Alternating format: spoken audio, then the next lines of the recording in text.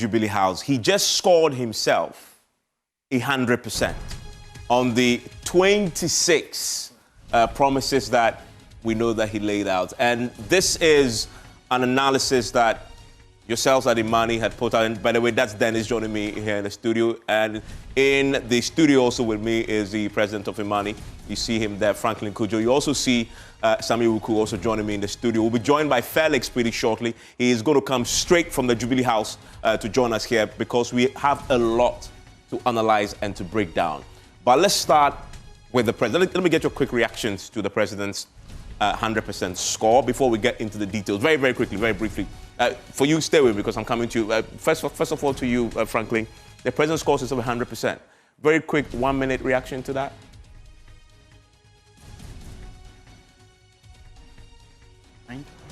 As Dennis will tell you, I will show you shortly, we are interested in looking at the anchors that are built, anchors to productivity, anchors to revenue mobilization and efficiency in government. So, as I said, they are very easy to attain, and so I'm not surprised. He scored himself 100%. Okay. Sami, 100%. Well, I wasn't expecting the president to score himself anything less. But the fact will be in the details that we will be analyzing.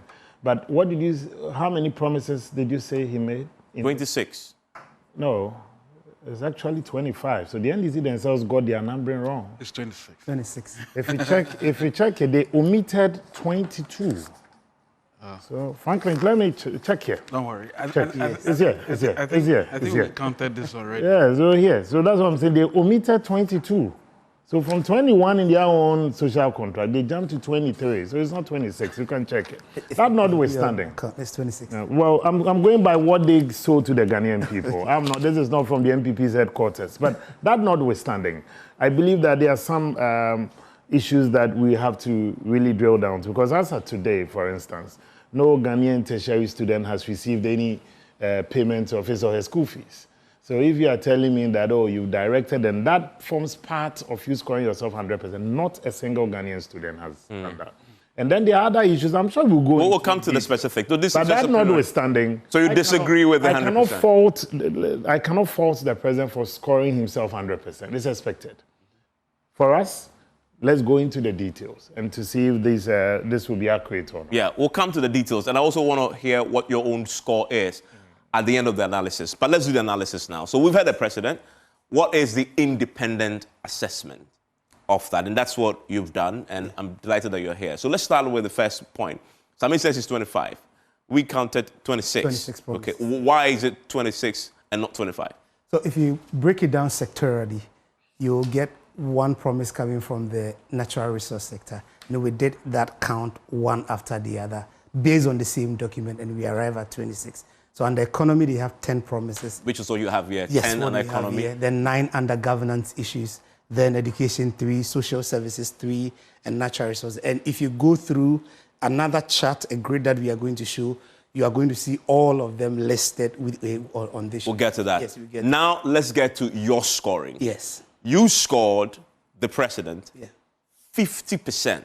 You divided, first of all, the entire block of 26 into 3 distinct groups. Yes. The first is those promises that they've completed. Fully completed ones. Those in progress. And those they have failed to complete. Yes. And as Mr. Kujo rightly said, the way the promises are couched, it is easy to have a very good progress. Some of them are just launch, establish, initiate. And so what we sought to do is that for each of them, every little action may count that it has been done. But if you drill deep, you realize that they are just in progress, and the way they said they are going to do it is not exactly what has been done. For example, the promise to abolish the e-levy, betting, and the emissions levy had within it the COVID levy. And the COVID levy, they said they are going to abolish it by the end of the year, which means on that promise, it's still in progress. Yes. And also, there are certain promises that they have just initiated conversations. For example, the promise to abolish the ban on salvage vehicles. It's just a conversation, so it is in progress. But they may account also the scholarship restructuring. It's still a bill. They say they'll take it to Parliament when Parliament resumes. Yes. And so, again, it's so hard to verify that. For example, if the guy hasn't even started drafting the thing, but says, I'll submit it to Parliament, you will say it's in progress. It's in progress. But in the case of the scholarship, you realize that there's been 3 separate conversations. At the launch of the Get Fund Board, the minister mentioned that a bill has been drafted. But that's my point. Did we see the draft? The draft is not yet out. And also, in another conversation too, the minister mentioned that Cabinet was discussing that there was going to be a bill that will make the Scholarship Secretariat an authority. So there are two main which the president touched on. Yes, today, there are 2 ways of verifying the promises. One of them, you have evidence of that, but most of them, it will be news article publications from the institutions. And so the ones that may just reside within the presidency, apart from a news article or maybe an engagement that they will do in separate meetings that you find out, sometimes you may not know when and how these promises have been done. But some of them too, there were public events that you can easily verify. So let's drill down to the specifics now. So you score the president when it comes to those that have actually completed. Yes, based on the word 50%. If you're in school, and I know Franklin loves school, this is a pass. This is a pass. But overall, they've made a good progress. So what you see is that they've attempted each and every one of the promises, except 2 of them. That is the promise to review taxes on equipment imported for industrial and agricultural purposes. Agribusiness. And the promise that he said he has done on purging the state security agencies of militia and vigilantism. For example, what he said he has done is an existing practice. Before you enrolled in any security service, you go for a police report. Except that he also announced today that they've established within the Ghana Armed Forces a board that sort of is doing an analysis of the backgrounds of those already recruited. And that is a very horrendous tax because at the time of recruitment, all of those checks should have been done. Yeah, should have happened. And so anybody who got into the Ghana Armed Forces or any security agency has a police report. But it's also because of the assumption in the promise. The assumption is that there are elements who have found their way into the services who shouldn't be there. He wants to purge. Exactly. So you have to purge. And that was to purge. But that is actually what he says is actually a very dangerous one, right? Yeah. Because you're saying now that post their recruitment, they've served for a while. Wow. You're now going to retroactively determine if indeed they got into the right route and had a and that raised a lot of questions too about the background check that is done by either the police service or the armed forces, because the background check is supposed to be independent. And so if someone, the post checks identify someone linked to a militia or vigilante, then it undermines the checks that is done either by the police service or the Ghana Armed Forces, the due diligence that is done before recruiting people, because that process is supposed to be independent. Yeah. And so if they found that even one person is connected to a militia or vigilante group, then it means that the whole due diligence process of recruiting people into a security service cannot be guaranteed. And that will come to the specifics, because there's also a political question there around the assumption that possibly MPP elements who were part of their disbanded vigilante groups are found have been, put back into the security services. So find them and fish them out. There could be that assumption in there. Partly because in terms of recruitment, it is publicly known that some allocations are given to certain people in the country. Some are politicians. Yes. The MPs sometimes also confirm that. Let's go to so then you say the uncompleted is 8. The thing is, we'll come to the specifics, but this is a general picture of what the president has achieved according to Imani's own assessment. And so let's look at the specifics. On economy, which obviously had the most promises for obvious reasons, you have the National Economic Dialogue, very easy box to tick. But the challenge is that for what we are doing at Imani, what we want to really do is to identify whether the president is laying the right foundations to averting another economic crisis. What we want to avert is that we don't go back to where we used to be. In that case, given the critical point we are in our economy and the socioeconomic challenges, every step the president takes matters. Every city the president commits in expenditure matters. Now, under the National Economic Dialogue, what happens is that there were certain outcomes that have been legislated. For example, the 1.5% primary balance. For you to achieve that, it means that your revenues must grow, you must reduce your tax expenditure. Now, the World Bank did an assessment, and that if you look at VAT, CIT, that's corporate income tax, and personal income tax, the tax expenditure alone was around 18 billion. And if you break it down, VAT tax expenditure, that is the reliefs, the exemptions, and the deductions, were about 72% of the collections. That means that even though you have committed from the National Economic Dialogue a very tough fiscal rule, but for you to achieve that, you need to undertake a lot of tax reforms. That implies that the Independent Fiscal Council that you have legislated, it should be a fiscal council that can bite, not just a fiscal council that political powers can override. That also means that your public procurement reform that you are undertaking should be so tough that it is able to avoid uncompetitive public procurement. At Imani, we did an assessment that almost 9 out of every 10 of public procurement is uncompetitive. And for you to achieve that 1.5% primary balance of 1.5% of GDP primary balance, you should have a very tough expenditure management. This idea of no approval from the finance minister, no commencement on contract, it is very difficult for the minister to do that. That means then the Ghana electronic procurement system should be connected to the GIFMIS. If that is not done, all the recommendations from the dialogue that has now been legislated, it will be very difficult to achieve that. And mind you, our biggest debt servicing will start around 2027, 2028, and averagely is around 10% of GDP from 2027, 2028. What that means is that revenues must significantly grow for us to achieve that tight fiscal rules that we've set for ourselves. And so the president will be required to undertake massive reforms within our fiscal management, expenditure management. Therefore, the controls like the Fiscal Council, the Independent Value for Money Office must be so independent that they can stop transactions, they can review and ensure value. So that's the first point. And the legal amendment to implement the 24-hour economy, that still is work in progress. Yes, it's work in progress. And that's why you see that in yellow. He's given a bit more detail on this, about the legislation that will go to Parliament on this particular one. Some agencies, he says, have already begun implementing it. But you asked a very fundamental question about the efficiency analysis there, but also the productivity enhancement analysis. We want to see it. Where is it? That will tell us that if you extend the working hours, say, for a DVLA, that necessarily will have economic benefits that will justify the money that you're spending on employing more people, right? So if you look at the 24-hour economy, you can group it under 3 main categories. One is on administration and services, like the DVLA, the police service, and other things. Then there's one that also on retail businesses. Then another section on industry, agro-processing.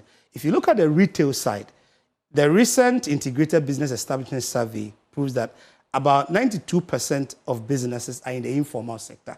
And you know, in the informal sector, most of these businesses do not run 24 hours. And so on the retail side, there may be a challenge in terms of achieving the 24 hours. On the state sector running 24 hours, some of them were actually doing that, especially the security services. Yeah, and it says something very curious today, is that the police is setting up a 24-hour unit. But that is essentially what the police does. They've been doing that. There's never been a time when the police have gone to bed. Right? So you have... I mean, of course, we know that's the Ghana Police Service, but I mean, you know what I mean. The Ghana Police Service, by its very establishment and nature, should operate 24/7, right? So for him to say that it's actually a very active process underway to establish a 24-hour, I wonder what that is. Given that recently they expanded their call center services, and also the CCTV cameras were supposed to help them work 24 hours. So this is something that already exists. Maybe he wanted to see that it will be expanded or strengthened, but to say they are now running establishing a unit. In fact, they're establishing a unit. It's something with that a 24-hour unit. That Felix will join us pretty shortly to explain what that really is. One thing that he said about here that we can touch on is the time of use tariff. And there are 2 implications. What that simply means is that you are trying to push the major load to the off-peak period so that you give them lower tariff. Now, there was an assessment done in Ghana, and our off-peak is quite during the day. And so what that means is that if you want the businesses to run 24 hours, it means that if you want to use the time of use tariff, then most of them should be running in the day, other than in the night. But the challenge is that even if you overlook that and see you are giving them lower tariff, that revenue under recoveries in the energy sector, how are you going to pay for it? It means that the lower tariffs that will be given to the businesses, it should be so impactful that the returns on the economy can cover for that, considering that we already have some 2 billion energy sector debt that is hanging over the country. So that is one major challenge with giving lower tariffs to industries, also considering that industries pay the highest tariffs. And so if you give them lower tariffs, the question is that those under recoveries, how are you going to recover that? That is something that the president has... Those questions point to one big gap in all this. We haven't seen the policy. The policy itself, yes. I mean, consider you have 120 days, at least we should have a policy document. Yes. That we can all scrutinize and interrogate. We don't have that Isn't yet. the gentleman responsible for that? Guzitano. Mr. Guzitano. Have you seen him? No. Yeah, he's part of the Accelerated Export Development Council. Council, yes. Yes. But in terms of seeing him articulating what the thing is, we haven't yet. Okay, let's go to a few. Then we talk about the taxes. We know a lot of them have been scrapped, with the exception of the COVID-19 levy. That's why I say it's in progress. They have told us that they want to do this by the end of the year. I mean, I don't want to stretch it too much. It's so obvious that this is one of the areas that they want to do as part of the major restructuring of the VAT administration fully. Let's look at the one that they haven't done, the only one on the economy they haven't done. But he says they have begun on this matter, which is review taxes on imported equipment for agricultural and industrial purposes. That review is supposed to be done during the VAT reform engagement. And so as at now, there's currently no publicly available document either within the budget or any paper that shows work on the review of taxes on imported equipment, because one of the major taxes on imported equipment is VAT, and that VAT reform is yet to be done. And there is no public information on whether the import duties on agricultural and industrial equipment has been reduced or there's a reform ongoing. Tonight, also, I got this update from the CEO of the Chamber of Agribusiness, who says they have met a few times, the minister, to sort of now begin a conversation around what this review should look like. So something is happening. Yes, but because the major aspect will be the VAT, and also other levies connected to that. And remember that they said they were going to undertake some review of the whole port handling charges and everything. And so until all of that work starts, nothing has really been done. And then the other ones are really tick the boxes. Launching is so easy. We know they've launched a Jumara 1 million coders national apprenticeship program has also been launched. He's telling us today that one of the things I heard that pleased me on this particular one is that he's directed that they should be mindful of diversity in the recruitment of their apprentice. So they are talking about women and also people with disability, which is a good thing. Yeah, but Evans, one problem with these initiatives is that since 2006, we've had almost 10 youth employment programs like this. And they've all not worked. They've all not worked. And the challenge is that after the base grants that are given to them, they face heavy financing challenges because there are no extended financing support for them. It is until recently that the finance minister has directed that about 5% of a pension investment should be given to venture capital. If you look at the nature of the businesses that may qualify in the Jumara and National Apprenticeship, they are mostly likely to be in the informal sector. So the focus of the program should be how do we formalize them so that they can also access much better financing. The other challenge too is that for them to also make meaningful impact on the economy, then the Jumara and the National Apprenticeship Program should be well targeted to high impact areas. It shouldn't be across board because we've seen how YouStart, NEIP was thinly spread on a lot of businesses. However, the returns to the economy was not that significant. The challenge is that as long as they operate informally on a small scale within our informal sector, it is very hard for them to create enough jobs. And so over time, you have another program coming up that will also seek to address the same problem. So the main key thing that should be done under this program is that they should address the governance problem of helping these businesses properly formalize. Once they formalize, then they can access some of these funding from either the Venture Capital Trust Fund or, let's see, the Development Bank of Ghana, because if you look at the Development Bank of Ghana, most of the business they are supporting are SMEs. And so if you don't formalize them, then they don't qualify for some of these. And also that means is that even if they set up businesses, you can't properly tax them because they mainly will be operating in the informal sector. Then on the 1 million coders, what we've discussed is that it is not difficult for Ghanaian coders to create programs, but the entrepreneurial side of it, how they get these programs to be properly launched, well invested, and solve problems. So it should be well connected to how the solutions that come out of these 1 million coders, the entrepreneurial side is properly structured so that either through partnership whether equity investment or identifying potential investment areas so that the solutions that this will come up with will be useful. Okay, so we need to run through a bit because we'll sit down for another hour, and Felix is also going to join us pretty shortly. So some of the key ones, surrounding the economy, establishing an accelerated export development council, which is something that they've done. Allocate seed money to set up the Women's Development Bank. It's something that they've ticked the box on. Challenge with that one. Yeah, please, very quickly. One challenge is that if you look at where most women operate in the informal sector, and in Ghana, male-led businesses are more profitable than women-led businesses. And if you look at the recent Integrated Business Establishment Survey, most women-led businesses are earning an annual profit less than 10,000. And if you look at the interest rate, even DBG, if you use the DBG model, how much they on-lend to PFIs for them to also on-lend to businesses, it's around 18%. So if the PFIs add at least on average 5% to it, it is still getting to the average 25% to 30% interest rate. And so the Women's Development Bank is not going to significantly bring down interest rate so that most women can access. It will target a few women who are doing formal businesses. But the challenge is that most of these development banks too they face operational challenges. For example, if you take DBG, about 20% of their on-lending done in 2023 went to women-led businesses. So DBG alone can be used to accelerate financing for women, and we don't need a whole new women's development bank because one, if it is about bringing down interest rate, it can't do that.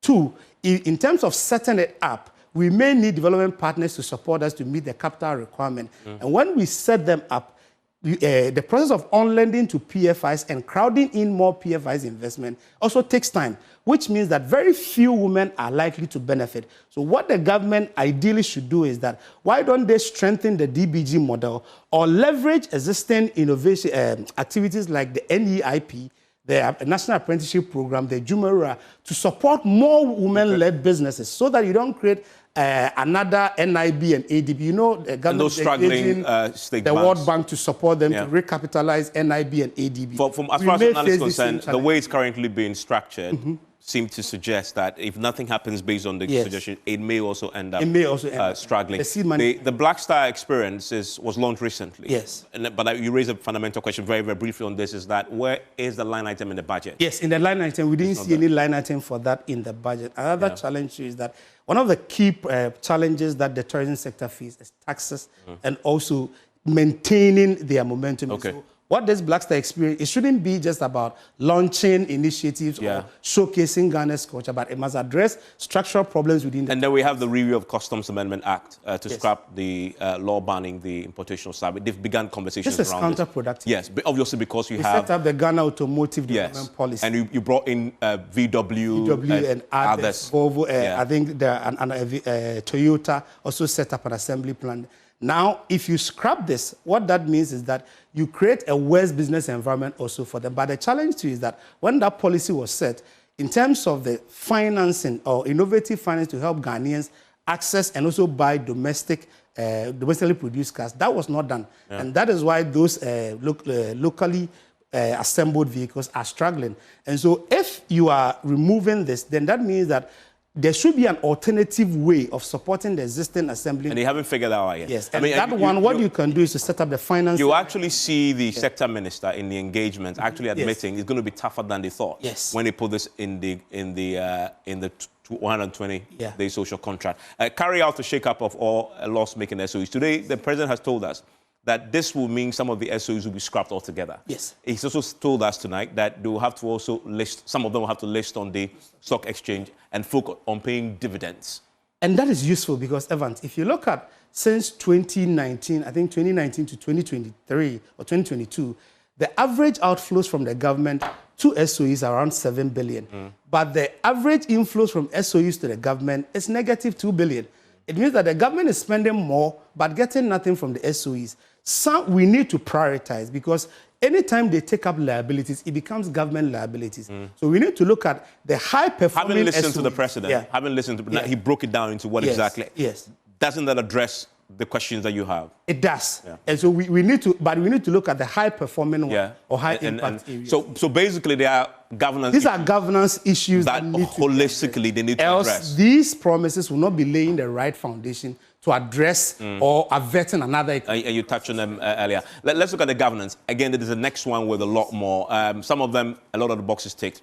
14 days to complete list of cabinet. He did that. Policy to ban appointees from buying state assets. He's talked about it today, that in fact, if you do that, it is outright termination. In fact, if they find out that you are even in the process, he says tonight, you would go. But even on that, there should be even much more stronger mechanisms to address the political patronage and clientelism, where you have other political actors who may not be appointees, but will be benefiting from allocations. Remember in 2022, there was this huge challenge with vehicles that were allocated from the port. It raised a whole lot of conversation that the allocations were coming from the presidency and all of that. So there may be government appointees may not be the ones buying it, but there will be clientelist networks who will be benefiting from that. So that is one of the things. Look at it. And it goes to the leanest and most efficient government. That's one you say is ongoing. Yes. The president says he's ticked that box completely. And I see why you're saying that. In terms of numbers, 60, yes, that's true. What about the most efficient? But efficiency, it means that public sector delivery must be efficient. Yeah. So you can't measure efficiency with numbers. Yeah. Another challenge is that as part of the public sector reform, in the promise implementation, they have not done anything significant on public sector reform. Yeah. Another thing you have to also look at is that in terms of expenditure, even though some expenditures may come down, but there will be other areas of expenditure that also take up the cost. And so in terms of measuring efficiency, we can't use the size in terms of 60 ministers to measure efficiency. Yeah. But at the end, overall, we have to see public sector deliver more, especially on budget. So it's a function of outcomes, really. Yes. I mean, how to measure budget implementations and in terms of budget execution. And the code of conduct is out very recently. There are questions about that. We'll sit down. We'll expand this when we sit down. There are a lot of questions. We did a show on it yesterday. Reopen investigation into major unresolved criminal cases. He's talked about some of the updates on what is happening. He's actually mentioned Azugu, who was very famous back then, that he's now cooperating to sort of fish out those who were also culpable in that thing that you also work on violence. Initial probe into the man-made disaster Kosomo spillage. He's told us tonight an update on that the committee has been set up. They've actually come with recommendations that if they don't implement, and we have another disaster like that for Kosomo, people are going to lose their jobs. But one thing too is that we have to also, the president must also be cognizant of the climate implications. If there is a very heavy climate disaster that leads to that one you can't blame people, particularly because if you don't build our early warning systems or technology, that one. But that's part of the recommendations, right? Yes. I mean, they should. But one thing that is important is compensating flood victims. He says that they are now in the process of cabinet is going to be recommending the compensation. But Evans, you know, the challenge is that we don't have a clear plan or legislation that guide us on compensating victims. You know, this is not the first time. During the dry spell, the agreement... So you need some sort of policy, something that will guide... policy that will guide you, because sometimes there's also accountability challenges. When these allocations are done in the budget, nobody follows through to ensure that what was allocated actually got to the flood victims. Yeah, so that's an 2023, there was an allocation. We're going to sit down to expand on this. Because we need a whole hour to sort of break this down a bit more. Initial steps to compensate flood victims is a point. Don't just do that, have a policy guidance. You should forensic audits into shady public expenditure. We know they've set up a lot of work on this. I learned tonight what he said, PDS, they're investigating that. He also says that the banks, that another one has also been established. Commerce is going to purge state security of militia. That's what we talked about at the beginning. Same challenges that need governance issues, especially on the disaster management. On the education question, National Consultative Conference on Education. I want to come to the point that Sami made. I guess that one of the most controversial ones, which is the free tertiary first year policy, the no academic fee policy. You say it's in progress. The president says they've done it. It's how you're measuring it, right? The policy has been done. It's been budgeted for for 2025. Preparation has been done, but they've told us that implementing it, they would credit the students because they've already paid before the budget was read for second year. So isn't that done? Well, so the reason why we say it's in progress is that, one, the students were admitted in January when they were in government. And at the time of making this promise, they knew the admission calendar. And so there should have been, the moment they took office, there should have been provisions made to the universities to take care of this. It's either the government pay the universities later on. But even if they push it forward, there are critical challenges with this. Very critical. One of the problems is that after the first year, now from the second year to the final year, they expect that the students who cannot afford will rely on the student loan trust fund. The challenge is that we have a very low gross tertiary enrollment rate. 2022 was about 38% of those who completed SHS actually got into tertiary. The World Bank puts it around 22%. What this will do is that it will create an unintended consequence. We have a lot more people going into tertiary, but when they get to the second year to the fourth year, if they cannot pay, the Student Loan Trust Fund cannot pay. Because if you look at how much allocation they get, from 2018 to 2023, what we see in the expenditure of the Student Loan Trust Fund is that their major allocation comes from Get Fund. But if you look at actual allocation and actual disbursement, the gap has always been lowered by about 40%, which means that they are not actually getting their allocations. What that means is that it's recently that the Education Minister said Get Fund should raise the SLTF allocation to 60 million. The challenge is that if government is unable to make more revenue and create more allocation to SLTF, it will be overwhelmed. One, the SLTF is unable to cover the full fees or the full education expenditure of even beneficiaries. As at their 2023 annual report, only 44,000 loan beneficiaries were listed, and they spent 52 million Ghana cedis.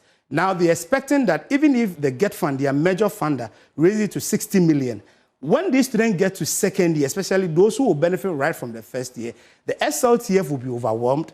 They will have to now thinly spread their minimal allocation over a lot of students, which means that if you take the average expenditure of almost between 8 to 15,000 for you to go through a tertiary school in a year, and the allocation as of 2022, every student was able to get around 2,000 cedis. What that challenge creates is that you are going to create a lot more gap because you can't fund most of the students who will depend on the SLTF. So what the government needs to do is that it's going to create extra fiscal cost. So the government must find money to fund the SLTF so that they can... But they budgeted for it. They know how much they're going to spend. So they budgeted for the no academic fee policy for the year one.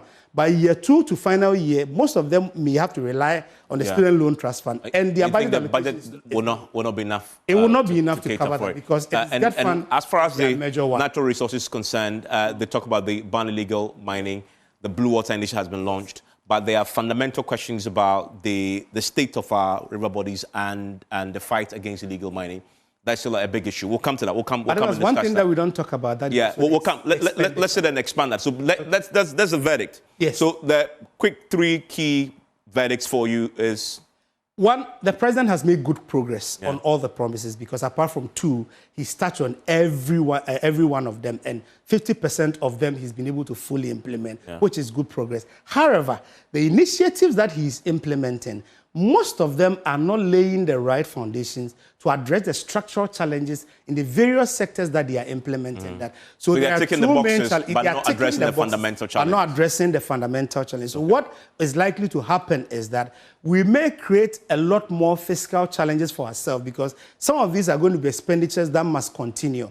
And that if revenues do not grow and we are not innovative in strengthening and broadening our economy, considering the crisis ahead of us from 2027 and 2028, we are going to face much more challenges. Yeah, and you make a very important point. Most of the flagship programs will impose additional fiscal stress. And we were just talking about the challenges the Student Loan Trust Fund may face if budget allocation to them is not increased. Another challenge is that some of the investment that is going to be done must be properly targeted in high-impact areas. So that which is the point we made earlier. But fundamentally, if you're just joining us, the president just finished addressing the nation. He's assessed himself. He scores himself 100%. But this is the Imani assessment. Fully completed is 50%.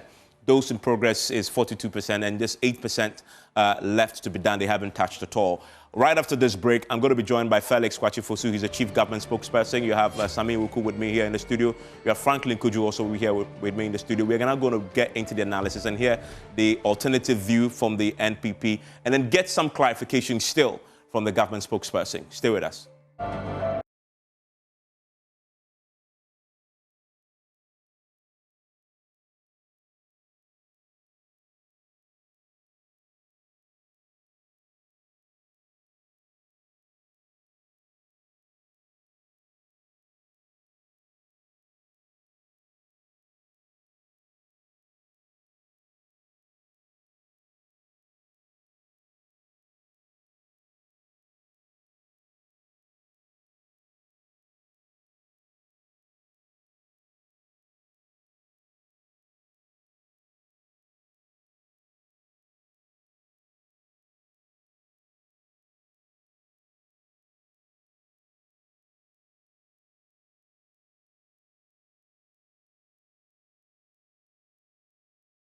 And thanks for staying with us for this special PM Express. The president finished his assessment of his own 120 days.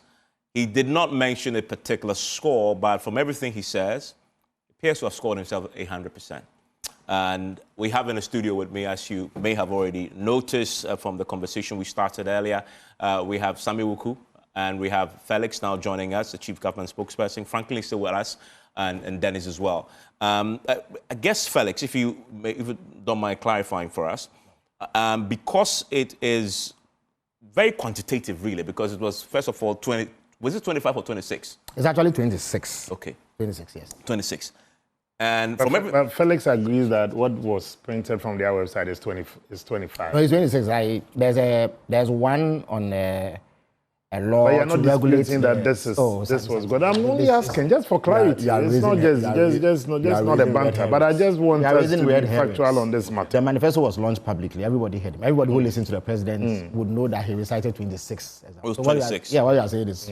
So the president personal score is the one that is missing in Sami's document is the one on the salvage vehicles. It's a fair point. That is all. So there's really no issue, actually. The president addressed it. But I guess just to acknowledge his point, that one is also missing. So that's what he has. Yes, but the president has just delivered an address. Let's go to substance. He listed 26. Yeah, let's go to the substance of that. The president is the most authoritative voice in government. So based on what we heard, he appears to have marked himself 100%. Because now everybody's putting him, everybody's assessing.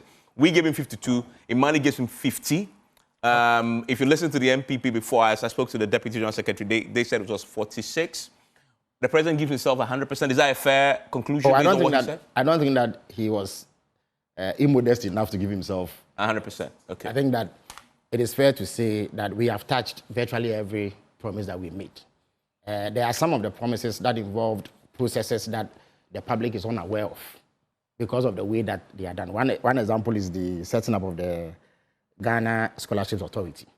I was in cabinet on 16th April when the minister brought, an amendment bill which seeks to set up this authority and streamline the award of scholarships and address the problems that the president highlighted. The public is unaware of this. So you would say that it has not been done, but it has been done. The final solution to that lies in the hands of Parliament, not the executive. So the executive has done its part. But because Parliament is not in session, there's little you can do about it until they return. So that is being done. The bit about 24-hour economy, there are many things that are happening. I have been in cabinet, several briefings have been made. I've seen the plans that they have, I've seen what they've done. Indeed, Mr. Guzitano, and my brother would admit, I don't know whether he was there on that day, but he has actually briefed Parliament on the processes leading up to where we are. There's a proposed amendment to the GIPC Act. There's one to the Labour Act, and there are other things that are being done. So these things, because you may not know or be aware of. And then purging the security agencies of... Absolutely. I think he just... That one has been done. Indeed, and you know that some of the security agencies don't operate in the public glare. The armed forces, for instance, have set up, a team to look at that. The Interior Minister inaugurated one. National security. At the very least, the likes of Double and Co are no longer with national security. And you can classify them among those who fall within the category of people that we say we will purge the security agencies off. So these are not matters. Double was part of the Ayawaso as well. His name is Akumia, his official name. But he was one of the thugs that the NPP recruited. Yeah. He's no longer there. He was very famous at the time we did the Ayawaso by-election. He was actually famous, not famous. But he's no longer there, for instance. So these things are happening. The military will not report on these things. So just for clarity, what's the score then as far as government is concerned? Well, you can, when you look at the presentation the president presented, you can say that 20 of them have been done. 5 are in progress. Okay. But they are in progress to the extent that what you need to bring it to finality lies in the hands of other agencies that you don't necessarily control. So one of them you haven't done at all, you haven't touched? No, there's none that we haven't touched. So it's 20 all of them. done, yes. 5 in progress, that makes it 25, then that's the one. That's no, in fact, even that has been touched. Okay. That one involves a law on salvage vehicles. Okay. Because you know that there was a ban on it in favor of local assembly. That way can confirm you've begun something. Something, indeed, it's the trade ministry. So then let's do the math for me. If the trade ministry, yes. The trade ministry that is handling that. Yes, we actually said it. Absolutely. We actually said it. It is something that you can say is in progress. Yes. So if it's according to government, if 20 has been done, 6 in progress, what it brings the percentage to what? Somewhere around 79 to 80, because each promise should be around 3.9 or 4. Okay. If there are 25, Give me the exact so that we can, at least it gives us a sense of what... 79 or 80. 79, okay, 80. And it's also crucial Sorry? to know that some of the promises are composite. For instance, the one on social intervention involves a lot. There are some of them that have as many as 6 or 7. And all of them have been done. So in terms of weighting, you may want to assess that. Some of them will weight more than exactly. others. Some of them will weight more. And so, they come with significant capital outlay. They involve a lot of money running into billions. Father, you said 19 billion, some of the flagships, you put it together in your report? Billion, if you add a big push. Yes. So stay with me. I just wanted to establish that. So, now we have some clarity. Government's assessment is 75, 80%. Okay, so first of all, let me get into the meaty details. Yes, the specifics. The 120 days of President Mahama. I'll be dealing with the issues contained in their social contract and even issues outside the social contract because it's still within the 120 days. It is important to also establish that within this last 120 days, we've also experienced considerable level of this power outages. It's important to put that into perspective.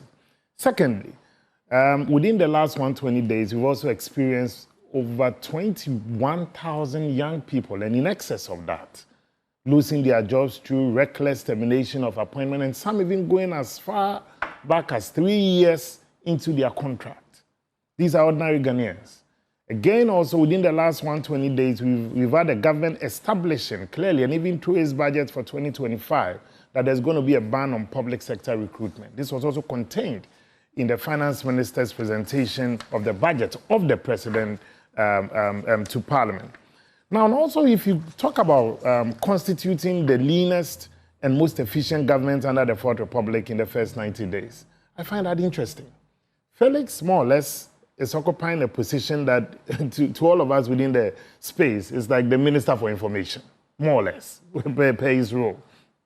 Not a single chief director has been fired, or the architecture of the ministries that they claim they have merged, none of them. Can you tell me that because now you've scrapped the Ministry of Information, the ISD, you've had a whole office template being changed and all that?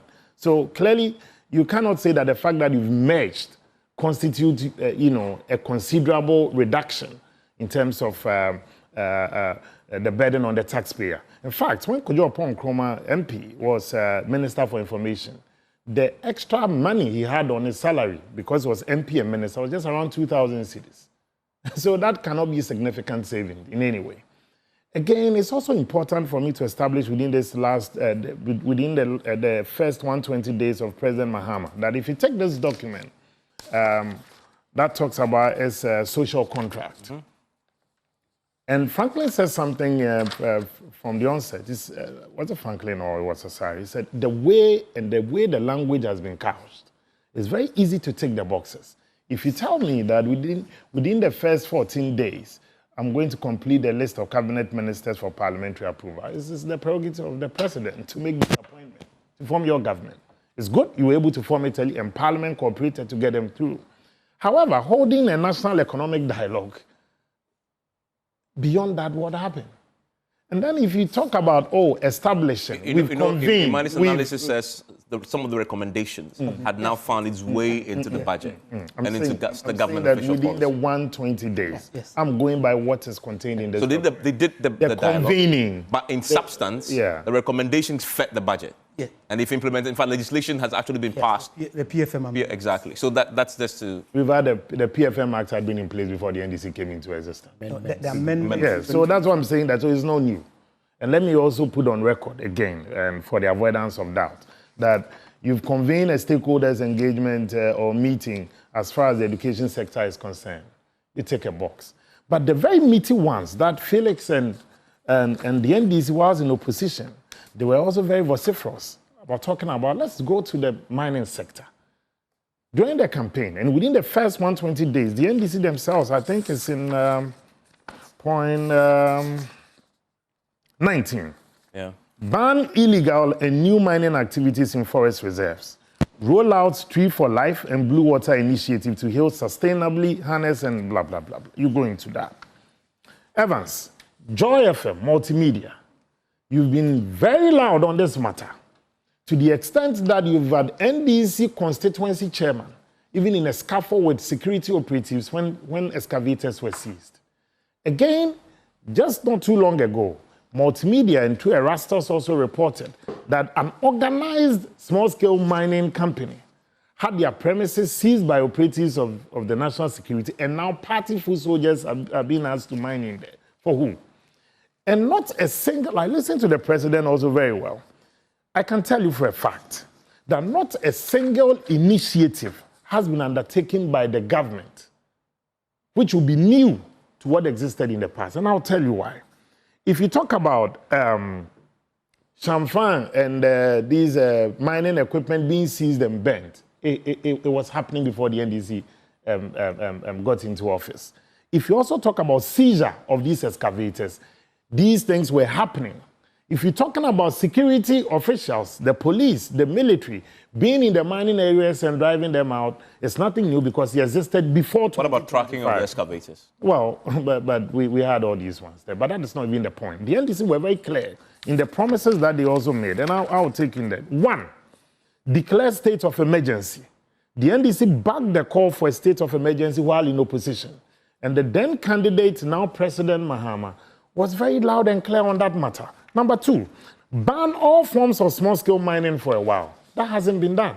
So how do you score yourself? All forms? All forms. I'm not the one saying it. It's contained in there. Where? Is it the manifesto? Oh, but these were things that they said. No, it's but not new it's to you. important. It's not new to you. No, they never said that. No, on your own PM Express, you've interviewed people even within that. No, but I want to be specific because there's what they included in the manifesto. Free all arrested galamseyers and give them back their seized excavators and go after the kingpins. Are you saying you never heard this? No, but it's not about whether I heard or not. It's about also pointing us to who said it. We need to hold somebody to street proof. So who actually made the point? President Mahama said, we are going after the wrong people in the Galamsey fight. He said the kingpins are out there and we are instead going after these small-scale miners.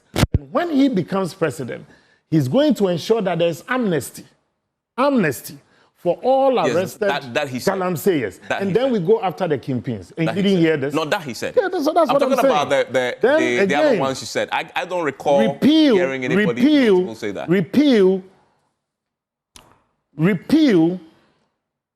the ally. The ally that allows for mining in our forest. This evening again, I heard the president. He said, it's before Parliament for us to amend. You know, let's be clear. To take away his power. To give Evans, permission for mining forest reserve. If we are to also go by the very document that was sold to us for us to analyze. In fact, in any case, it's a social contract. You are supposed to go by it, respect the very dictates of what you told us you were going to do. In fact, you can have a candidate for president who will not give himself a 120 days for you to score me. He can go with the extent that the first 6 months I'll come give a full accountability of what I've done. So once you give yourself 90 days, 120 days, you are asking us to judge you based on that. Yeah. Now let me go to the special import levy. This was a levy that was going to expire by 2025. The NDC in Parliament even wanted it to go beyond 2028. Now they've extended it from the 2025 expiratory date to 2028. This is not a government. This is not what they promised us while they were in opposition. They were actually clear and very loud that, look, they believe this continued to burden the Ghanaian people. But let me score them good on the scrapping of the e-levy, the 1%. And Felix, you and your government, you've done well on scrapping that 1% e-levy and the 10% betting tax. That gives you 11%. Is that not it? They've done a good job. But on our blind side, in the middle of the night, they've imposed 14% tariff increase when it comes to electricity. Again, they are also asking us to also pay additional 4% on water. If I do not stake Lotto, I'm definitely not going to be affected by 10% betting tax. Hope you know that. Again, if I do not engage in electronic transactions, there's no way I'm going to suffer from this 1% e-levy, whether it's in place or not. However, getting access to power and light is no longer a luxury, and every Ghanaian desires to have it. So they rob Peter to pay for. It's exactly that's what I'm saying. I'm scoring them on the 1% e-levy. I'm also scoring them on the 10% betting tax. But if you add it, it's 11%. But they are asking me to pay 14% increment in electricity, 4% for water. That is clear case of robbing Peter to pay Paul. Again. Finally, so I can hear from Felix, and then I'll come to Franklin. I know Franklin wants to also make a comment. But I felt that you would have allowed me on the... No, yes, on the COVID-19. At least I'm in minority here. Allow me some... No, there are only two politicians. I'm in minority. Am I not an opposition MP? You are a mighty minority. So if you check the panel and I'm in majority here, you will know. That's all I'm trying to say. No, we are equal, actually. Because it's one... Let me allow that. Again, on the issue of the COVID-19 levy, I really do not understand what the government meant by saying that, oh, there's a whole tax reforms and all that they are looking at. Others were scrapped. So if you're going to take a holistic view of your taxes and how to reform the tax sector, it's a different matter. We've also experienced some interesting development with our currency. And I don't know if I'm going to have a second bite or you want... Yeah, you will. The currency is a big one because I think it fits into the economic achievement of 120 days. Because it's doing some magic in the last few weeks. Felix, forgive me. Yeah, so what's your verdict? What's your score? On the currency as well, you wanted to make... Yeah, but I'll come back. I want to come back to that. So what's your score? Well, having done assessment? Honestly speaking, what will you give? What I have, the document that we have here was technically about 25 promises, but Felix is saying that I think one was omitted. Let me even say, so let me stick to the 25 that I used for the analysis. And I can see that they fulfilled 11. Okay. They also partially fulfilled 2, and they failed to fulfill 12. So if I'm able to do that analysis and comparatively, I think they score about 48%. Okay. So 48 is not, is it pass? Is it pass or fail? What is it, the academics, Franklin? You asked me of a score. It's a minor pass. So that's your Joy FM Multimedia decided to give 52. Yes. So Imani that's your did 50. 50. I've given you my analysis of 48. 48. Okay. Felix. You know, Evans, we are here to discuss President Mahama's first 120-day commitment. So it is important that we stick to the subject. I mean, for someone who wants to grade another person, he is not even complying with the rubric of the examination. So he, in fact, is going to get 0 if any strict invigilator takes a script. You see, the fact is that President Mahama made specific commitments. So in order to assess him, you look at what he said and weigh it against what he has done. That is the only way you can make meaning of this discussion. All the extraneous matters Samuel raised are matters that you can discuss elsewhere when you come to discuss the overall performance of government. But here, we are talking about the 120-day promise. That is what the president made a speech about. So let me address them. And I would like to address from the standpoint of some of the claims he made in respect of the specific promises. The thing he said about electricity tariff, and I'm surprised that Sami would do this. You see, duplicity must leave public discourse. He was in government. Their government went to the IMF for an extended credit facility. Anytime they went to take a tranche of that facility, there were specific benchmarks that they needed to tick off. The last review they did before we came to power, if you check page 71 of the memorandum that the IMF has published on its website, they agreed as a precondition to taking the $336 million that they took gleefully sometime in December 2024. That in the following year, there will be quarterly adjustment of electricity tariff. It is captured on page 71. So you go and make a binding agreement that we cannot pull from. Because the IMF, they don't deal with political parties, they deal with governments. So the agreement you sign with the IMF is binding on any government that takes power. So we come in and we have no option than to respect the agreement that you've reached. And you turn around and say that we have robbed Peter to pay Paul. How did we do that? It is not an honest assessment of the situation. So if Ghanaians are paying 14% more tariff than they are doing, it is because the MPP said that that should be the case. They signed it. There's nothing you can do about it. It is rigid. The moment you flout that, the IMF program goes out of the window. And the moment it goes out of the window, you know exactly what will happen. So I'm keeping them honest. You know, in opposition, John Mahama also said... Felix. Yes. John Mahama also said... Clear, you know that John Mahama also says you would attempt to have another conversation with the IMF on the program. Of course, but the conversation... So that is one of the areas that you yourself have said in the opposition that is something you wanted to the conversation with take a second look at. Does not absolve us of our responsibilities and commitments under the program. There are consequences for breaching the agreement we've had with the IMF. But you wanted to review. You wanted to have a constitutional review. No. You discuss aspects of the program that allow you to make adjustments. But if you've gone to take money and committed to do ABC, you cannot run away from it only because governments have changed. So that must be made clear. So when he comes to sit here and pretends that it is the doing of President Mahama, he's not being honest, unless he is disputing that his finance minister went for this review and agreed on this. The second point also is that this propaganda about lean government and no significant saving must stop. Look, when we came to power, President Mahama said that he would even appoint 60 ministers. As we speak, he has 56, which is actually lower than what he said he would do. At a point in time under the MPP, there were 125 ministers. And Sami knows what it costs to maintain one minister. Samson, if you put everything that a minister gets together, the vehicles, the houses, the salaries, the allowances, and all the facilities, we are talking close to 15 million Ghana cedis in the 4 years that we have a minister in place. Multiply that by 125 and do the math. So if you have 56 ministers, as opposed to having 125, and there's a difference of 69, by all means you make savings. There's no dispute about this. It is so straightforward that even unelected persons would understand. Again, he used me as an example. So let me also use my sector as an example.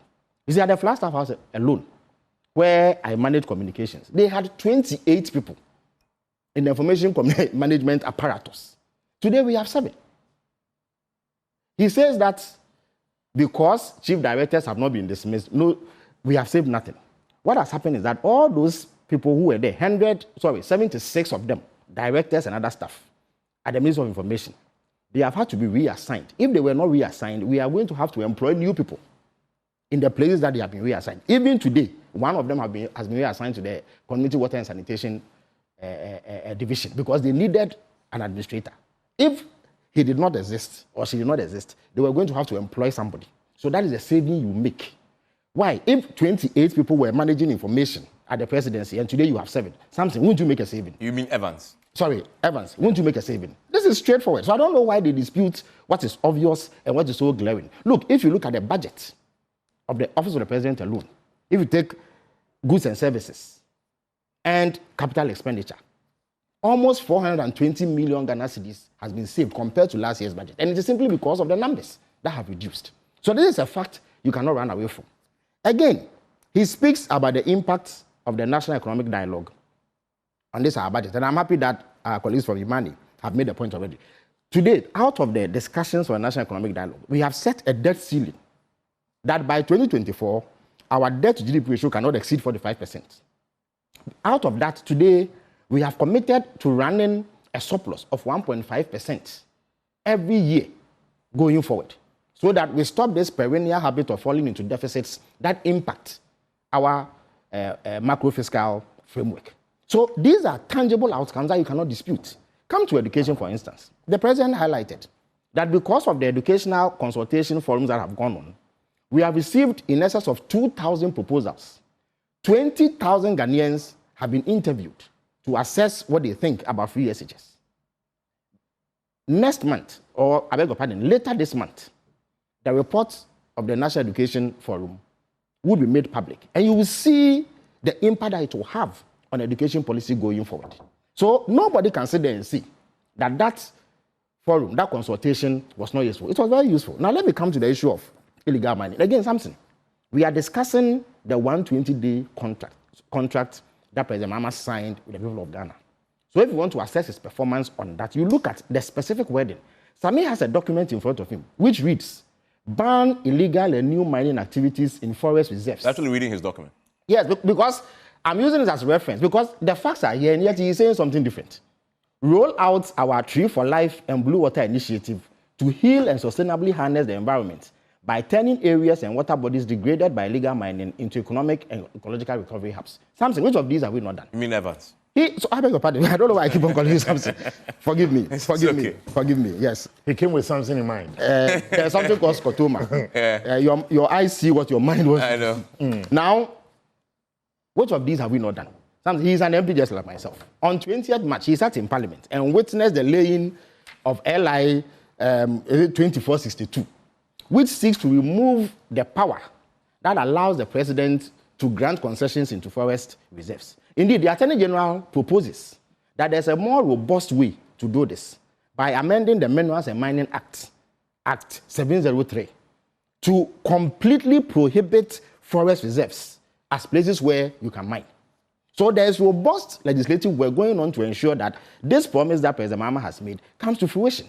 Again, Evans, the Tree for Life initiative, on 21st March, I was with the president in in the Ashanti region, to launch it, where we expect to use afforestation or reforestation as a way of safeguarding the environment.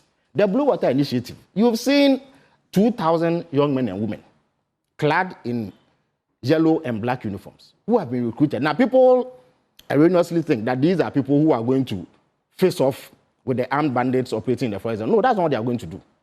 They are going to be around the water bodies to help with fact-finding and getting in touch with appropriate authorities to respond to persons who seek to degrade the environment. So all these things have been done. And yet, Sami is here saying that it has not been done. In fact, you recall that one of the first steps we took when we came into power was that we revoked all mining leases that we believe were granted irregularly. You recall that directive? That was a first step towards ensuring that people don't secure these leases and misuse them. Again, governmental complicity in Galamsey, which was one of the reasons why they could not fight it, is no longer the case.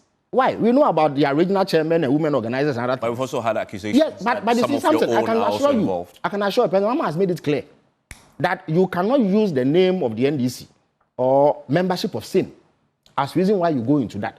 The matter that he refers to in respect of some people who purported to be using national security as a conduit to do this, 6 people have been arrested in that respect. Indeed, only yesterday, I was at the German embassy, and I made the point that as we speak, 71 people are in the grips of the law for engaging in Galamsey. 150 excavators and other equipment, including pump action guns, have been confiscated by the state.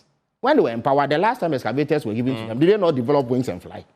So there is a marked departure from what used to obtain. Of course, nobody said anywhere. President Mahama never ascribed a timeline for dealing with Galamsey. He never said he will get rid of Galamsey in 4 months, because you all know that it's an insidious problem that has gone on for years. Except that because it's 120 days, of course, you ban illegal. Of course, but that has been done. He has done what he needs to do. Except the issue there is, how do you ban an illegality? The legality is an illegality. No, but the point is that you need legislation to strengthen your ability to deal with it. But we haven't seen any legislation. But the legislation, the LI is being amended. It's in Parliament. 20th March, it was what? He was there. If I'm not telling you, you see.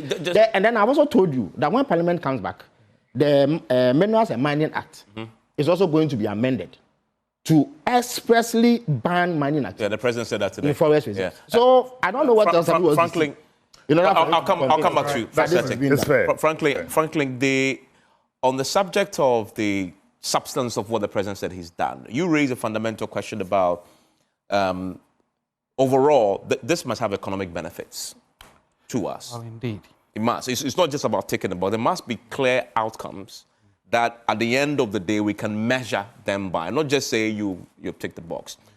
You assess the 26. Do they deliver on these in a way that is very substantive, that delivers economic benefits, that will transform this economy? And I saw that word in your analysis, transformative. Are these transformative enough? Well, it looks to me that some of the flagship interventions essentially are going to cost us that much. I mean, if you combine the one that has to do with the employment, the 1 million, the Jumaura, and all of those comes to about 19 billion cedis, right? If you included the big push, 19 billion. Now, that's money we are going to spend, right? It's important that we get some return on that money, which is why we are saying that these interventions must have been rigorously assessed to ensure that there's some value addition to the economy. Because clearly speaking, if you're going to lose, if you're going to spend 19 billion out of your funds, there must be a way of finding how you can raise that money back. And I think we suggested, for instance, that if you undertook some public financial management reforms, that should also include alternatives or ideas where you can raise more money If you wanted to invest, for instance, in the mineral sector, I mean, go back to the should I call it DAO, or those, under the MPP, we had a situation where we couldn't add any significant assets in terms of, access to our oil resources. And I think it's important that the government begins to find ways and means of unlocking those opportunities to increase maximum revenue so that they can take care of some of these interventions. But the interventions themselves, while they cost money, we are saying that they must be assessed in such a way that we are looking at the productive elements out of them, productivity rather than just handing out money to these, what I call somehow freebies. So that's the challenge. There's something I wanted to say about some of the points Sami made. Well, Sami, to some extent, is right about the mining issue. I mean, it's clear that even though we accept that the president didn't say that he's going to necessarily repeal the law, I think activists have been asking for the repeal of the law, not just amend the law, right? People also thought that would have gone ahead to what's it called, state of emergency in all these areas and ensure that the right things are done. I think we cannot say that simply because the 120-day pact, even though it mentions mining, illegal mining, we should not talk about what I call the ancillary issues concerning the repeal of the law itself, as well as making sure that there's some state of emergency. I mean, these interventions are useful. I see that, and I see that the government is going to spend almost 50 million Ghana cedis in ensuring that these interventions on the mining anti-galamsey, which is much more than we've ever had before. So if there's anything to be said about that, we have to make sure that because we are spending so much on it, we must get the proper results. And I think that is really important. But I mean, it's important to also be clear that when the NDC, when the president decided to reduce the number of ministries and ministers, we calculated that the money that automatically that was going to, for wages, just wages alone, that was going to be a savings of almost about 1.5 billion Ghana cedis in the 4-year term. I mean, if we added the fact that these ministers normally would also be enjoying what they call what Article 71 holders enjoy, that was going to come to almost 3 billion Ghana cedis. So I think there's something to be said about savings there. I think these are some few points. And Sami, I know you want to come in, but you asked a question I need to clarify. No academic fee policy. Yes. You say it has been implemented, but no money has been paid. Samson. Evans. It's okay. It's okay. Evans, because of I come here. No, it's okay. It's okay. I get it. But no money has been paid. So why are you saying it's been achieved? But the point is that government has done what it has to do. The point is that somehow the academic calendar got tweaked a bit. So normally students will go to school in September. August, but they went in. That's it. They went in January. At the time, we hadn't even read the budget, so there was no way we could. But the budget has been read. Appropriation. Yes, that is true. Paid to the schools. That is true, but you have to go through a process. First of all, you have to register the students. You have to know how many students are there, and the president gave details. Close to 500 million Ghana cedis has been devoted for this. It will cover over 150,000 students. So you have the numbers. So it's been done. Students have been asked to key in their details so that the money is dispersed. We are using the Student Loan Trust Fund because they have a system for such disbursement, and it will be done. So when is it? And then the government has done what it has to do. Because if you haven't disbursed, so once Sami's we get, point is that you can't no, take but that as complete. Evans, it's okay. Evans, the point is this: that what else will government do beyond what it has done? Government has opened the portal since 2 weeks ago for people to key in their details so that the monies will be sent to them. Once you do it, it will be done. So there's really no way you can say that it has not been done. Money has been done, appropriation has been made, the system for doing so has been put in place. The onus lies on students to access it. That is what is ongoing at the moment. So I don't know why he wants to split hairs over this matter. Well, he was in parliament, he passed the budget, didn't he? He passed appropriation. So what exactly is he worried about? Sami? No, I've been very quiet and admiring the quantum of lies. Come on. I'm telling you, I'm going to point it out. Come on. And the inaccuracies in the argument. So, first of all, Felix is now saying that because of the merger of ministries, the scrapping of ministries, is led to some significant savings, even within the Office of the Government Machinery. This is factually inaccurate. what we spent in 2024, in 2025, we are spending a colossal amount of over 2.7 billion cedis for the running of the office of the government machine. More than you spent. More than you spent in 2024. So the very accusation that indeed you've made savings is not reflected in the budget and the projections being made. That's point number one. Point number two, when it suits Felix and the NDC, they say, oh, the IMF has that, the NPP signed up to this IMF program, and so if today we've had increases in electricity tariff and that of water, is the doing of the NPP. This is laughable. The IMF's wording never said increment, it said adjustment. And who told you adjustment means that it's always increase? But Sami, No, Franklin, hold on. I beg you. Hold on. I waited patiently for him to. Okay, that's fine. You please go on. I think but it's only fair that when he's No, you will, yeah. That's okay. Yeah, that's I think the point can be made really that there's a history to these adjustments. If you look at the debts that you guys left behind, they are humongous. So, Dennis, how much debt do we have in there? Yes. So then it means that we have to clear those debts and make sure that we still pay for. I mean, I also pay for electricity. I mean, recently I called the Achimota manager. I said, what is this? At the PRC, there's a technical person there. I said, the meter you gave me, it runs like more than Usain Bolt. I've been spending close to sometimes 80 cedis a day, and I don't understand it, right? But the explanation also is that, look, there's this debt that we need to clear, which is not the reason why the meters are running faster, by the way. But I think it is important to make the point that these adjustments that were mentioned in the IMF has its roots in the way the sector was managed.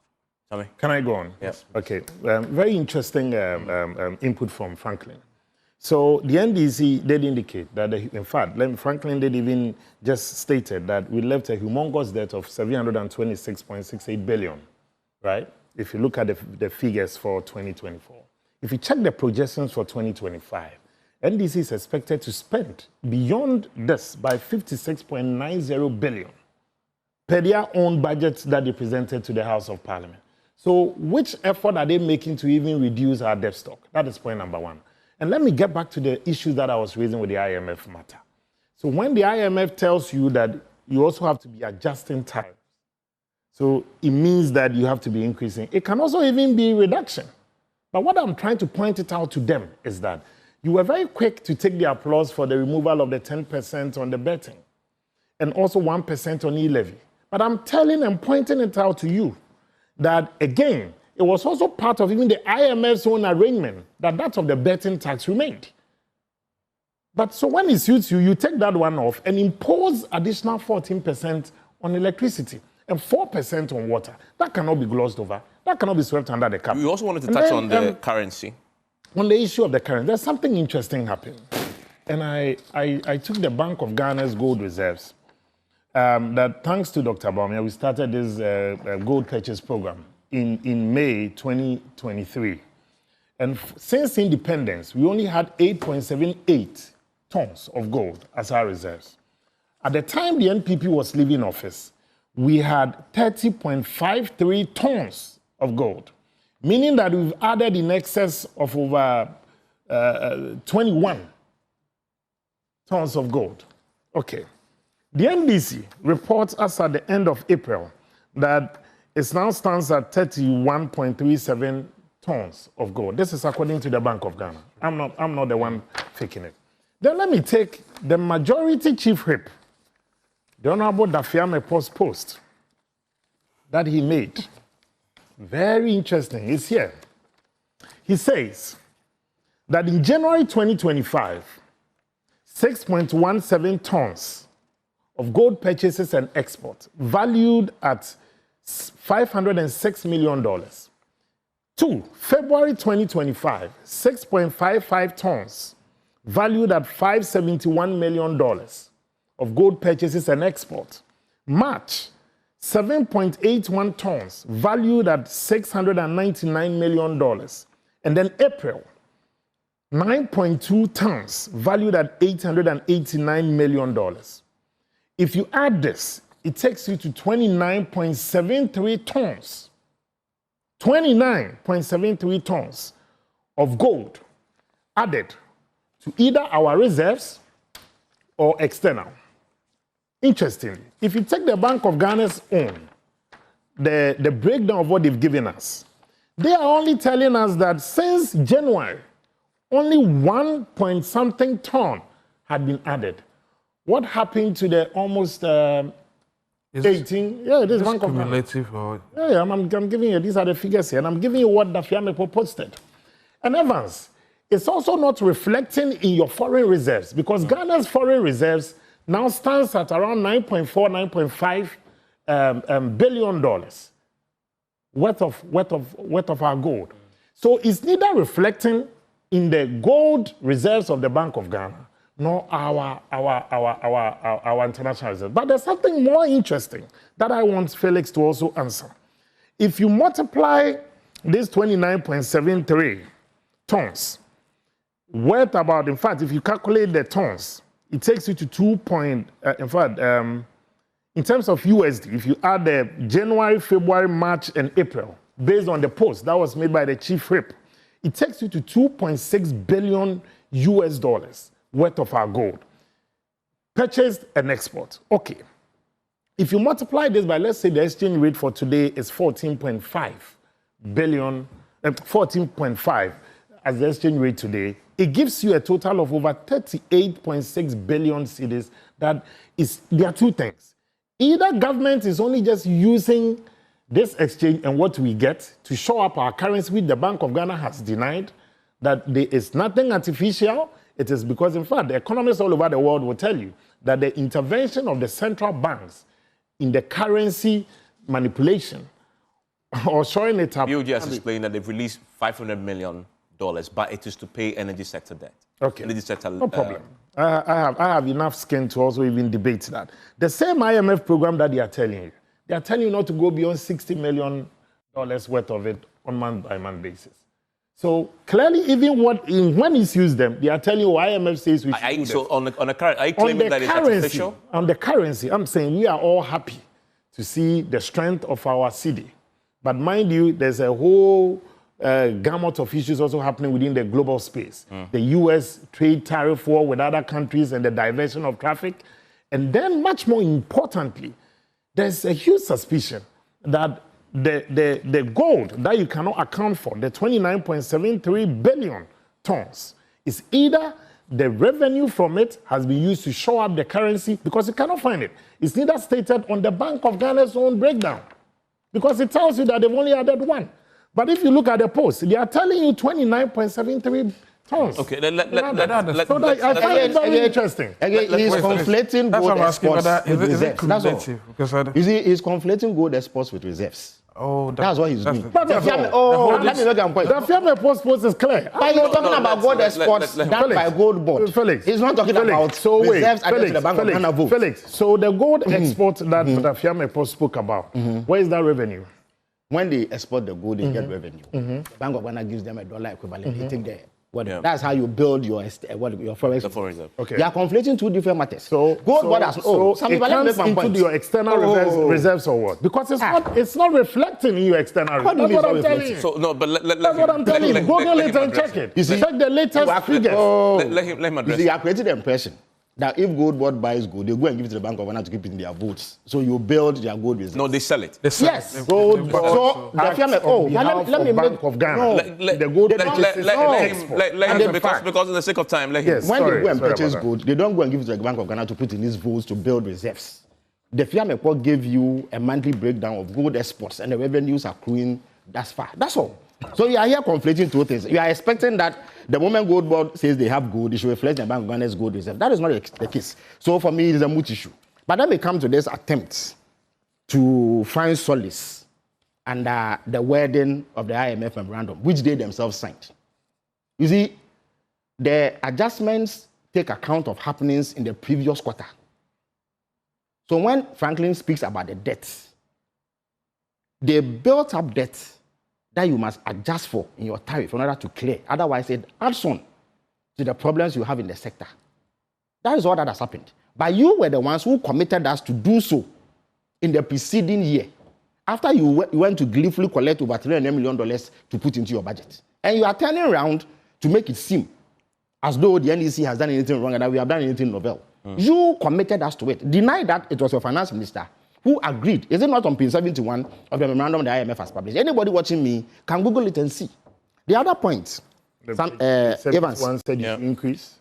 Yes. Yeah. But why do you think that was increase? No, but why that is not there. So don't be Evans. No. It never stated that increase. Why? Okay. Why was there the need for adjustment in the first place? In fact, what they also have not told you is that in September or so, they agreed with the IMF to do a major adjustment over 54%. In fact, the figure is actually there.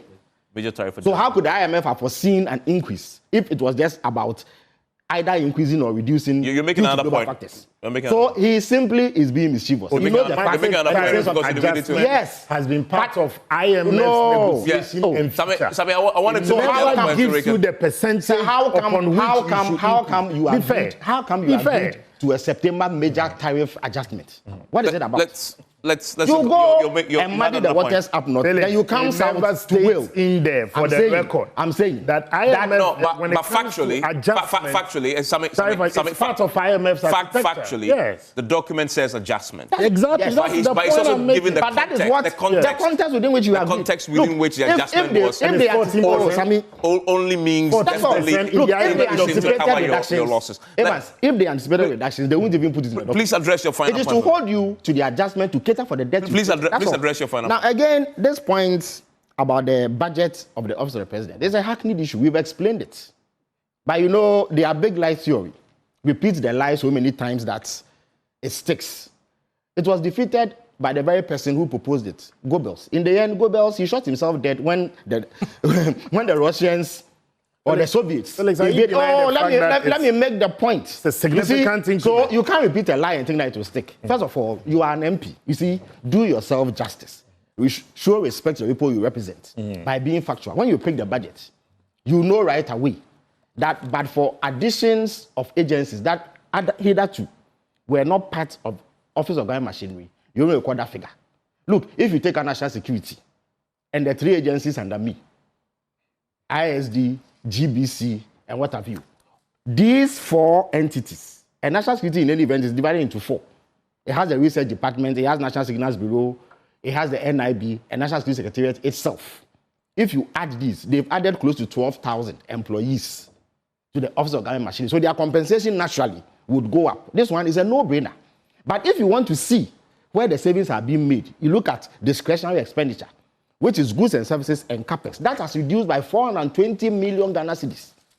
Indeed, as I speak to you, national security has now been moved to the Interior Ministry. So when you look at the budget, you see that it is roughly 300 million Ghana cedis lower than what they paid in 2024. So this mischief is intended only. Final word for all of us. So because we need to wrap up, Sami.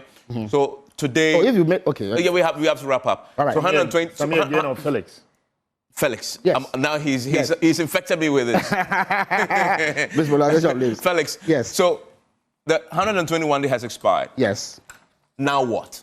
Well, now. So you believe you've taken the box? You're 78. We've taken the box. So from the 121st day, as in tomorrow, what happens? It shows that President Mahama has the needed credibility to continue to enjoy the support of the people of Ghana, because he said he would do things and he has done them. And these are far-reaching measures. Of course, it is only scratching the surface, we agree, because there's even a broader manifesto which we need to implement. So from the 121st day, we are going to zoom into doing things that ensure that we achieve the objectives that we set for ourselves in the manifesto. The ultimate aim is to ensure that Ghanaians enjoy a situation that is much better than what President Mahama inherited. And to the extent that he has shown from the onset that he means business and that he's going to fulfill the promise he makes, I think that people can continue. Then it's just a big question now. Yeah. What next? What should the government be focusing on after the 121 days? I think the focus should be two main things. High impact areas, structural reforms. Else the goals that they've set either in their manifesto or the reforms they are seeking within the economy will be hard for them to Okay. Frankly? Well, prudence. And I think, what's the other word I wanted to use? Pragmatism should be the guard words for this government. And I think they may go far. And I need to look in the crystal ball very briefly, because we've all experienced governments, when they start in the first few months, they are very good in terms of saying the right things, ticking the right boxes, and rubbing us all off in very good ways. You give them a year and two, and then you begin to see, but where did all that good work, enthusiasm, goodwill, where did it all disappear to? Well, which is why you and I have to keep watching. We'll continue our watchdog role, playing our watchdog role. We'll continue assessing them. I think we'll be back here next year. We should. 1 year to assess what they've done. It's the only way we can mobilize a lot of citizens to demand accountability. And I think it's the only way we can ensure that politicians... Let me go to the mighty minority. Well, Evans, I maintain that no administration scores zero. The very fact that they occupy even the administration means that at least they have to be doing something to help advance the cause of our welfare. Again, I want to also state, also unequivocally, that I do not see much of the lean government. There are some appointments that never existed that has been added. And I can tell you, if you go to Tema PSC shipyard, there was no deputy. There's now a deputy. If you go to MEF, there was no deputy. There's now a deputy. And all these SOEs, make no mistake, they also have a way of affecting our national life and our economic lives as well. And last but not the least, today, when the NDC were contesting to win the elections, they knew that the academic calendar was definitely going to start beginning of the year. So if you're telling me that, oh, you came in and then... what could we have done? Felix. We didn't even have a budget. How are we going to pay the fees? So giving me that excuse now doesn't and then you're telling me that government has done what it has to do. Yeah. When? Up to date, I can tell you no student has received anything of that sort. And then finally, yes. I keep saying, and we maintain, that you took out 10% on the betting tax, 1% e-levy, and gave us almost 20% more. So that is Samuel Wuku. Felix, thank you very much. Dennis and Franklin, from tomorrow we need to now begin to monitor what the next year looks like in terms of making sure that the gains are sustained over time. And we'll be relying on our colleagues from Imani and other civil society organizations in partnership with them to hold government's feet to the fire. Enjoy the rest of your evening.